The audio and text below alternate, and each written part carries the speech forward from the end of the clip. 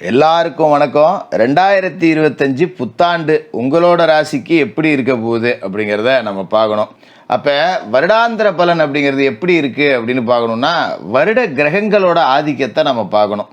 அந்த வகையில் பார்த்திங்கன்னா சனி பகவான் கும்பராசியில் இருக்கார். முதல் பயிற்சி வருட கிரக பயிற்சி அவர் தான். மார்ச் 29ஆம் தேதி மீனராசிக்கு போக போகிறாரு.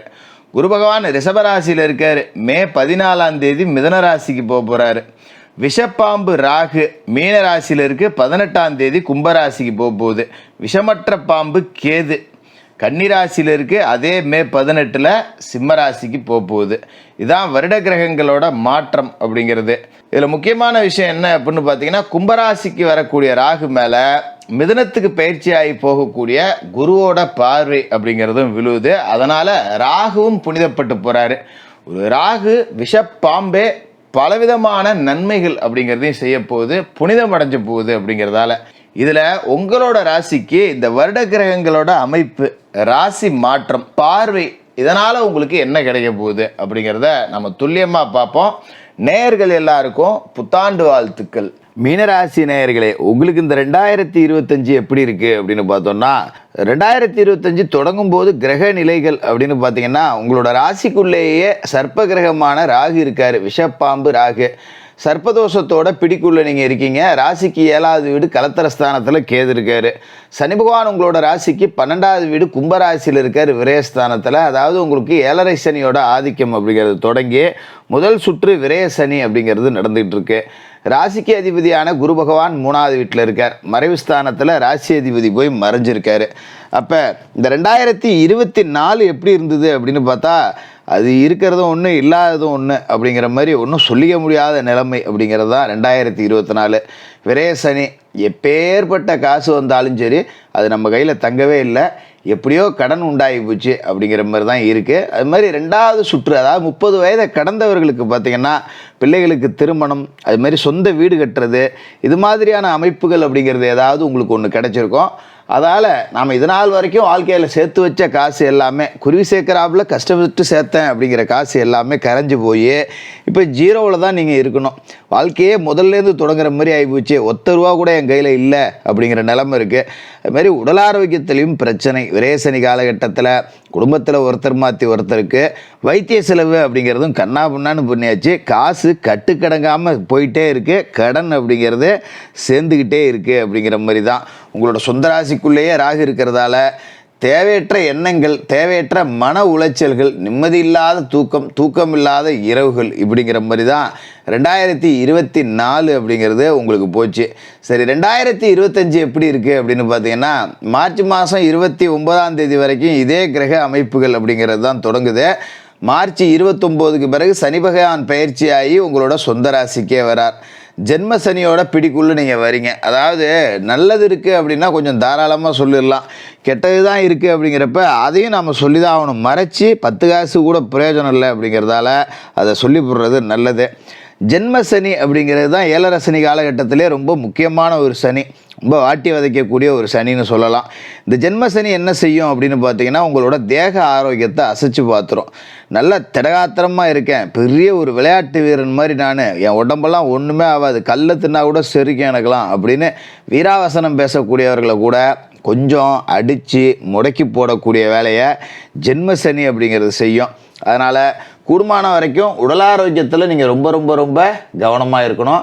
வெளியிட உணவுகள் அப்படிங்கிறத தவிர்த்துடணும். கூடுமான வரைக்கும் சாத்வீக உணவு முறைகளுக்கு மாறிக்கணும். உடற்பயிற்சி, யோகா, தியானம் உள்ளிட்டவற்றெல்லாம் செஞ்சு ஓரளவுக்கு தேக ஆரோக்கியத்தை நீங்கள் சரிப்படுத்திங்க.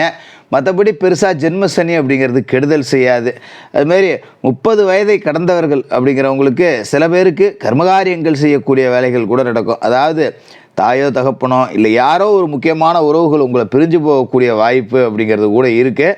அது விரேசனி காலகட்டத்திலே நடந்திருக்கலாம்.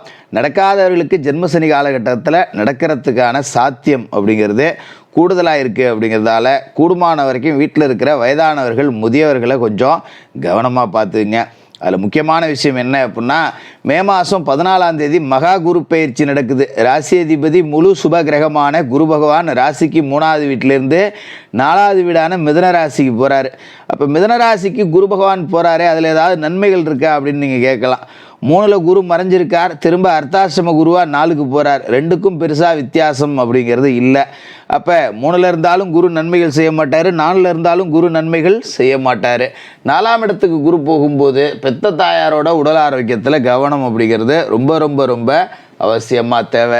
சரி, வேறு எதுவும் நல்லதே நடக்காதா ஜோசியரை, கெடுதலை மட்டும் சொல்கிறீங்களே அப்படின்னு நீங்கள் கேட்கலாம். அதாவது குரு பகவான் உங்களோட ராசிக்கு 8, 10, 12 இந்த 3 வீட்டையும் பார்க்குறார். குரு இருக்கிற இடத்தை விட பார்க்குற இடத்துக்கு பலன் கூட அப்படிங்கிற மாதிரி இந்த இடங்களெல்லாம் பார்வையிட்டு குரு புனிதப்படுத்துகிறார். அப்படிங்கிறதால நன்மைகள் நடக்கும். நான் ஏற்கனவே சொன்னேன் பார்த்தீங்களா, கர்மகாரியங்கள் செய்யக்கூடிய சூழல் கூட இருக்குது அப்படின்னு.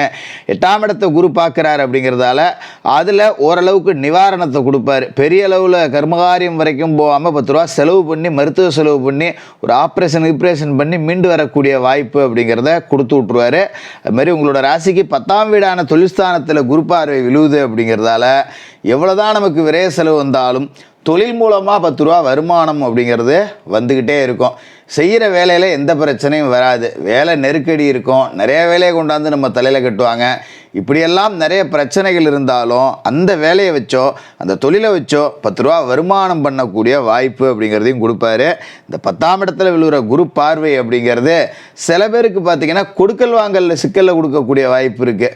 அதாவது யாருக்கும் ஜாமீன் சொல்லி கையெழுத்து போடுறது, ஜவாப்தாரி ஏற்றுக்கிறது, இந்த வேலைகள்லாம் வச்சுக்கக்கூடாது. 12ஆவது இடத்துல குரு பார்வை அப்படிங்கிறது விழுவுது. சுப விரைய செலவுகள் பண்ணக்கூடிய அமைப்பு. அதாவது ஏழரசனி எந்த அளவுக்கு கஷ்டத்தைப்படுத்துமோ அதே அளவுக்கு வாழ்க்கையோட லட்சியத்தையும் குறிக்கோளையும் நிறைவேற்றி காட்டுறதுலையும் சனி பகவான் வல்லவர். அந்த வகையில் 12ஆம் இடத்துல குரு பார்வை விழுவுது இல்லையா, இதே காலகட்டத்தில் சனி பகவானும் சேர்ந்து உங்களை சொந்த வீடு கட்ட வைப்பாங்க. சொந்த வீடு இல்லை, வாடகை வீட்டில் இருக்கேன் அப்படிங்கிறவங்களுக்கெல்லாம் சொந்த வீடு கட்டுற வாய்ப்புகள் அப்படிங்கிறத கொடுத்துருவாங்க. அதால் 10 ரூபா லோன் போடுறோம், அதால் 10 ரூபா நகை அடமானம் வைக்கிறோம், அதால் 10 ரூபா கடன் அப்படிங்கிறது வரும். இது சுபவிரய செலவுகள் தான். அப்படிங்கிறதால சந்தோஷமாக செய்யலாம், தப்பு இல்லை. கடனே இல்லை அப்படின்னாலும் கூட இது மாதிரியான சுபவிரய செலவுகள் மூலமாக கடனை வர வச்சுக்கிறது அப்படிங்கிறதும் நல்லது.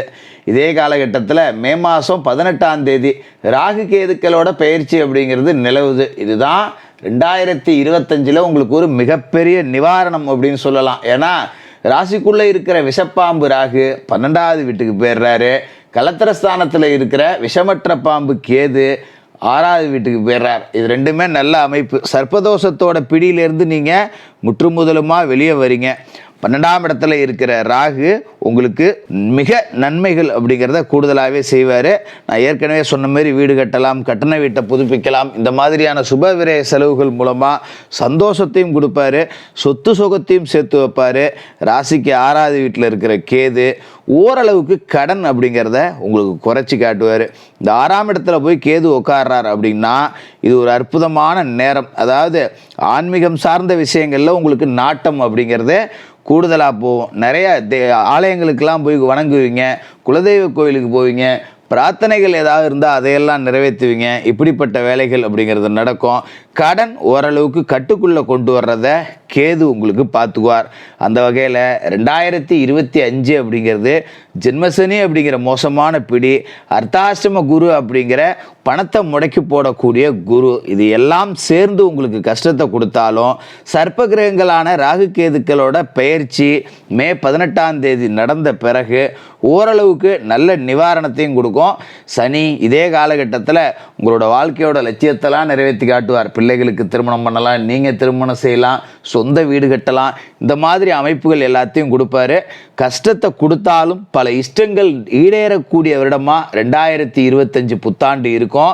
வியாழக்கிழமையில குருவுக்கு நெய் தீபம் ஏற்றணும், சனிக்கிழமையில அனுமன் வழிபாடு, சனி பகவானுக்கு எல் தீபம் ஏற்றி மாற்றுத்திறனாளிகள் ஏலபால மாணவர்களுக்கு உங்களால் முடிஞ்ச உதவிகள் செய்யுங்க. 2025 ஓரளவுக்கு நல்லா இருக்கும். வாழ்த்துக்கள்.